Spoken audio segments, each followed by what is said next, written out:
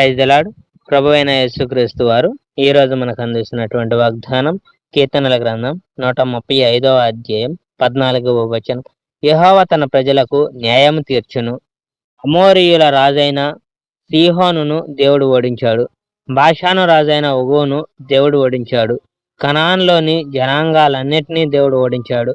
వారి దేశాన్ని దేవుడు ఇశ్రాయేలీయులకు ఇచ్చాడు. దేవుడు ఆ దేశాన్ని తన ప్రజలకు ఇచ్చాడు.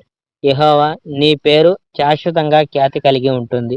యెహోవా ప్రజలను నిన్ను జనాంగాల్ని ఎప్పటికీ జ్ఞాపకం చేసుకుంటారు.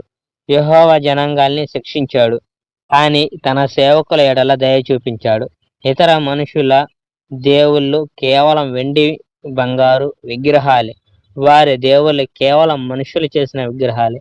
ఆ విగ్రహాలకు నోళ్ళు ఉన్నాయి, కానీ అవి మాట్లాడలేవు. కళ్ళు ఉన్నాయి, కానీ అవి చూడలేవు. ఆ విగ్రహాలకు చెవులు ఉన్నాయి, కానీ అవి వినలేవు. ముక్కులు ఉన్నాయి, కానీ అవి వాసన చూడలేవు.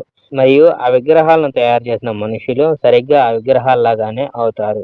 ఎందుకంటే వారికి సహాయం చేయాలని వారు ఆ విగ్రహాల మీదనే నమ్మకం ఉంచారు. ఇశ్రాయేలీయుల వంశమా, యెహోవాను స్తుతించు. అహరోను వంశమా, యెహోవాను స్తుతించు. లేవి వంశమా, యెహోవాను స్తుతించు. యెహోవాను ఆరాధించే ప్రజలారా, యెహోవాను స్తుతించండి. సియోనులో నుండి, తన నివాసమైన యెరూషలేములో నుండి యెహోవా స్తుతించబడును గాక. యెహోవాను స్తుతించండి. Praise the lord. May God bless our India.